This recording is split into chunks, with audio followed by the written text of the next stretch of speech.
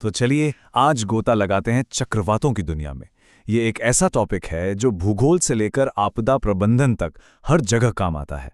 और हाँ, यूपीएससी की तैयारी करने वालों के लिए तो ये बेहद ज़रूरी है। तो फिर देखते हैं कि इन घूमते हुए तूफानों के पीछे का साइंस आखिर है क्या। ये नाम सुनते ही बहुत कुछ याद आ जाता है ना? चक्रवात, फानी की ताकत, उसकी तबाही। ये एक ऐसा जाना पहचाना उदाहरण है जो हमें सीधे इस टॉपिक के दिल में ले आता है। ये सवाल अक्सर हम सबके दिमाग में आता है, और यही क्यूरियोसिटी हमें इस पूरी पड़ताल के पहले और शायद सबसे दिलचस्प हिस्से की तरफ ले जा रही है। कहने को तो ये बस एक नाम है, पर इसके पीछे एक पूरी ग्लोबल सिस्टम काम करती है। ये सिर्फ पहचान के लिए नहीं है, बल्कि इसके मकसद कहीं ज्यादा गहरे हैं।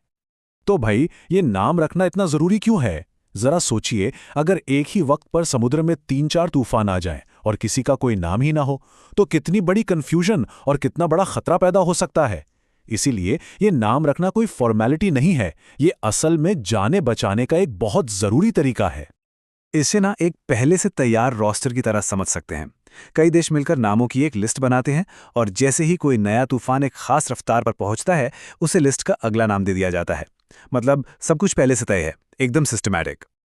और ये प्रोसेस ना 4 सीधे साधे स्टेप्स में होता है। पहले मेंबर कंट्रीज नाम सुझाते हैं, फिर वर्ल्ड मेट्रोलॉजिकल ऑर्गेनाइजेशन यानी WMO की एक कमिटी उन नामों की एक मास्टर लिस्ट बनाती है। जब भी कोई तूफान आता है तो लिस्ट में से शब्दन से एक नाम चुन लिया जाता है। और हाँ, एक और इंटरेस्टिंग बात, जो तूफान बहुत ज़्यादा तबाही मचाते हैं जैसे फानी या कटरीना, उनके नाम हमेशा के लिए रिटायर कर दिए जाते हैं। वो नाम फिर कभी इस्तेमाल नहीं होते।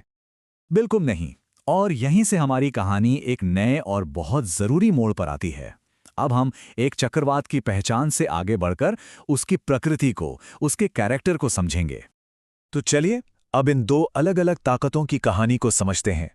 हैं तो दोनों ही चक्रवात, लेकिन इनकी पैदाइश, इनको चलाने वाली एनर्जी और इनका मिजाज एक दूसरे से बिल्कुल अलग है। तो सबसे पहले बात करते हैं ट्रॉपिकल साइक्लोन यानी उष्णकटिबंधीय चक्रवात की। जैसा कि नाम से ही पता चल रहा है, इनकी जन्मभूमि है गर्म समुद्री पानी। भारत में आने वाले ज्यादातर चक्रवात इसी कैटेगरी के होते हैं। और दूसरी तरफ हैं टेम्परेट साइक्लोन यानी शीतोष्ण चक्रवात। ये गर्म समुद्रों में नहीं, बल्कि वहां पैदा होते हैं जहां 2 अलग अलग तापमान वाली हवाएं आपस में टकराती हैं। मतलब इनके बनने की वजह ही पूरी तरह से अलग है। तो ये है सबसे बड़ा और बुनियादी फर्क। एक की पैदाइश गर्म, शांत समुद्र में होती है, तो दूसरे का जन्म 2 अलग अलग मिजाज की हवाओं के टकराने से होता है। एक को चाहिए पानी की गर्मी, दूसरे को चाहिए हवाओं का टकराव। और यहीं से दोनों के ईंधन यानी एनर्जी सोर्स का फर्क भी साफ हो जाता है। उष्णकटिबंधीय चक्रवात की शक्ति का राज है लेटेंट हीट। इसे ऐसे समझिए, जब पानी की भाप ठंडी होकर वापस पानी की बूंदें बनती हैं, तो वो बहुत सारी एनर्जी छोड़ती हैं। चक्रवात इसी एनर्जी को अपने फ्यूल की तरह इस्तेमाल करता है। वहीं दूसरी तरफ शीतोष्ण चक्रवात की ताकत गर्म और ठंडी हवा के बीच तापमान के बड़े अंतर से आती है। और ये टेबल ये सब कुछ बहुत अच्छे से समराइज करती है। ये एग्जाम के दौरान रिवीजन के लिए एक बेहतरीन चीट शीट है। एक तरफ है छोटा, गोल, बेहद गुस्सैल और विनाशकारी उष्णकटिबंधीय तूफान, और दूसरी तरफ है एक विशाल फैला हुआ वी शेप का शीतोष्ण सिस्टम, जिसकी हवा की रफ्तार भले ही कम हो, लेकिन उसका असर बहुत बड़े इलाके पर होता है।